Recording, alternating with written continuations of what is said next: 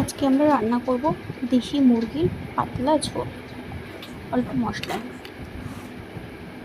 আদা, রসুন, জিরে, শুকনো লঙ্কা পেস্ট করে নিয়েছি। কড়াইতে তেল গরম করে জিরে, শুকনো লঙ্কা ফোড়ন দিয়ে পেঁয়াজটাকে ভেজে মশলাটাকে দিয়ে ভালোভাবে কষিয়ে নিয়ে হলুদ দিয়ে মাংসটাকে দিয়ে ভালোভাবে কষিয়েছি।